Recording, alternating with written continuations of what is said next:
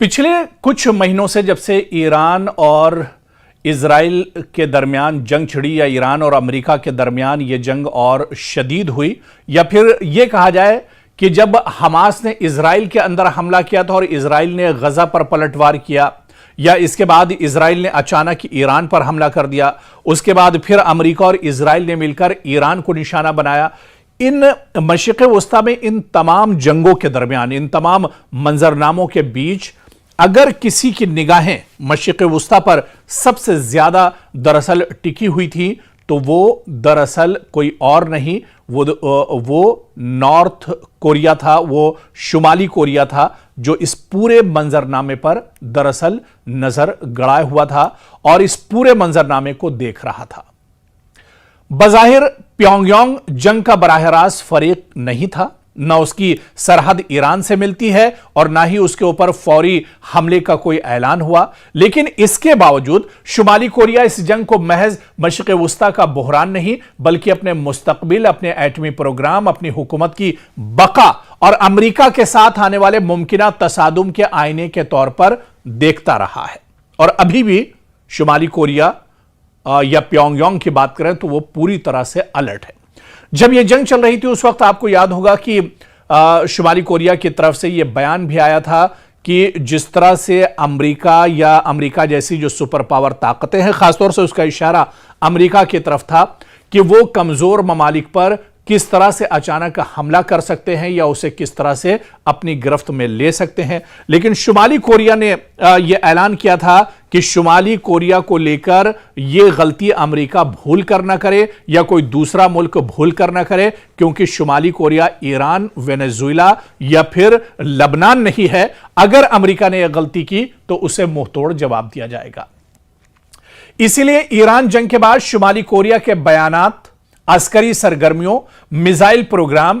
और इसके अलावा बहरी ताकत के मुजाहरों और सिफारती इशारों को एक साथ पढ़ना बहुत जरूरी है, इस पर गौर करना बहुत जरूरी है। सवाल यह नहीं कि शुमाली कोरिया ने ईरान के हक में क्या कहा, बल्कि असल सवाल यह है कि प्योंगयांग ने इस जंग से क्या सबक लिया, किस खतरे को महसूस किया और अब वो किन तैयारियों पर तवज्जो दे रहा है। दरअसल शुमाली कोरिया ने जिस तरह से कहा था कि वो पूरी तरह से अलर्ट है, आप देखिए कि मिडिल ईस्ट में, मशरिक़ वस्ता में, जहां पर इजराइल, अमेरिका लगातार ईरान को निशाना बना रहे थे, ईरान लगातार पलटवार कर रहा था,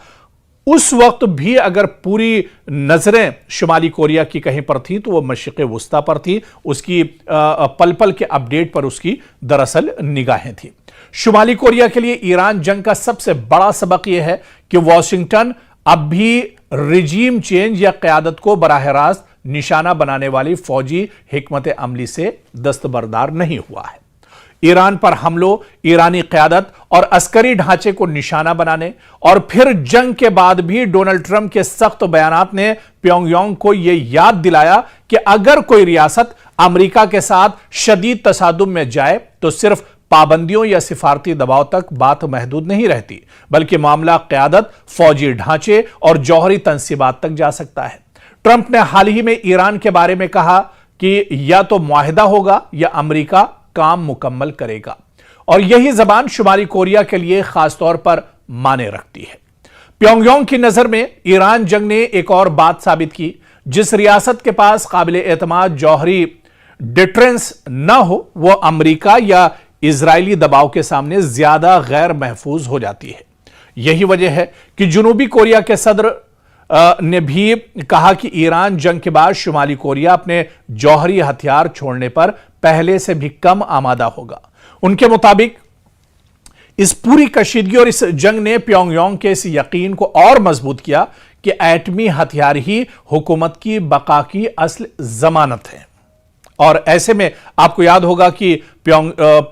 शुमाली कोरिया के सदर ने बाकायदा यह कहा था कि वो अपनी जो एटमी ताकत है उसे एक तरह से और बढ़ा रहे हैं, ताकि अमेरिका जैसी जो ताकतें हैं जो अपने आप को दरअसल पूरी दुनिया का चौधरी समझती हैं, जिनकी हठधर्मी पूरी दुनिया पर चलती है, वो दरअसल उसे आंख न दिखा पाए। इसी वजह से लगातार वो अपनी एटमी सलाहियतों को बढ़ा रहे हैं। मशरिक़ वस्ता में आपको याद होगा जब जंग चल रही थी शबाब पर थी इजराइल, अमेरिका और ईरान की जंग, उस वक्त शुमाली कोरिया लगातार अपने मिसाइल और अपने ड्रोन्स का एक तरह से प्रैक्टिकल कर रहा था और उसकी आजमाइश कर रहा था। तो दरअसल शुमाली कोरिया का यही मानना है कि कोई बड़ी ताकत, दुनिया की बड़ी से बड़ी ताकत, दुनिया का सुपर पावर भी अगर